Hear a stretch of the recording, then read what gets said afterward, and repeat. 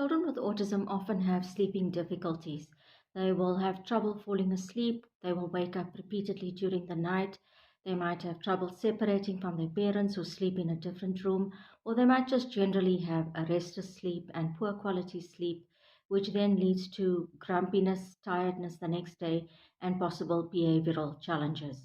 Today, I'm going to be talking about the importance of having a good sleep routine as a way of managing the sleeping difficulties of children with autism. Now, why is a sleep routine important?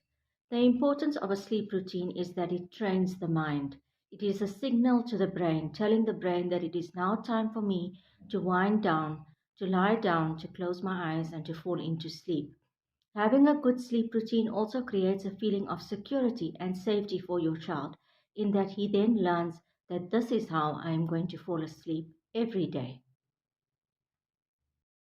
In an article called Autism and Sleep Disorders in a journal called PubMed Central, um, the issue of sleeping difficulties was canvassed. And in it, I'm going to quote for you a conclusion that was made. The implementation of non pharmacotherapeutic measures such as bedtime routines and a sleepwise approach is the mainstay of behavioral management. The article is therefore admitting to the fact that a sleep routine and good sleep hygiene is the first port of call when it comes to us trying to address sleep difficulties in children with autism. Here's an example of what a sleep routine would look like.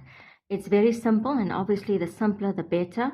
If there are chores such as having to tidy up toys and so on, they should not be included in the bedtime routine. That would be a separate task to teach your child. So, the steps here are take a bath, put on PJs, brush teeth, read a book, and then go to bed. As your child undertakes each step, you would take him to the routine, show him the step, point it out, say, take a bath, and then go and have the bath. And then, when it is time for him to put on his PJs, you would take him back to the routine, which should ideally be pasted on the wall in the bathroom and possibly also the bedroom.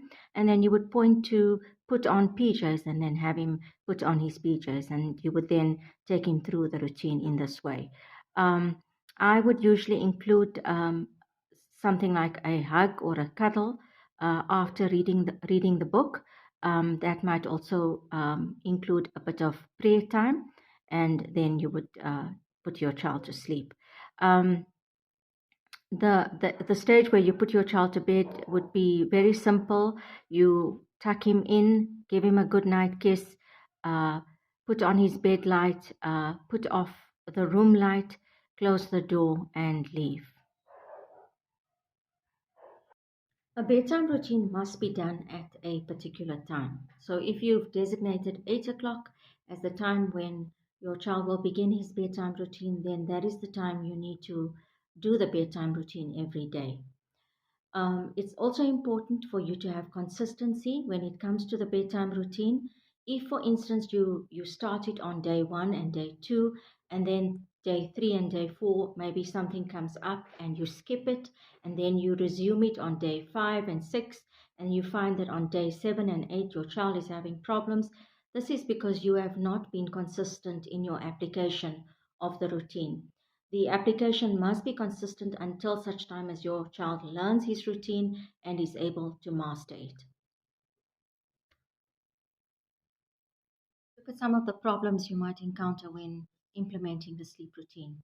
Firstly, your child might not want to do it. He might resist and have a meltdown every time you need to put him to bed. It's important in this situation not to capitulate, not to negotiate away from the routine, because the minute you do this, you then begin to create different habits other than the ones that you want and which are best for your child. Consider the environment. Consider why your child is having a meltdown at that particular time. Perhaps he is on his phone or on his iPad or he's watching a favorite television program.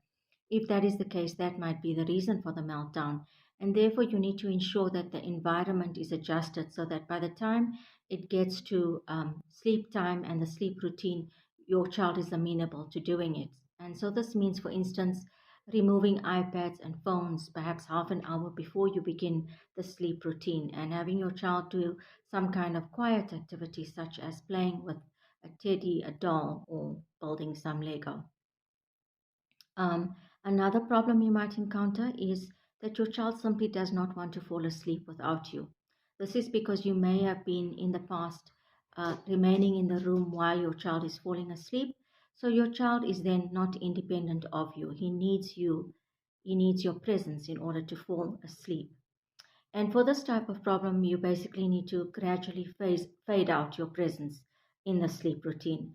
So this might begin with you staying in the room while your child is falling asleep, but then gradually staying there for shorter and shorter periods of time until you get to the point where you are just tucking your child in, giving him a hug, switching off the light, and then closing the door. You want to get to the stage where your child is able to independently um, using the routine that he has learned, fall asleep and not experience any anxiety because you are not with him. Sleep routine, keep it simple, keep it consistent. The sleep time should be calming, it should be quiet, it should be soothing. There should be no shouting, there should be no anxiety. In the next video, I'm going to look at how you can adjust your home environment. What are some of the things you can do um, to support your child and to help him to have better sleep hygiene. Thank you and take care.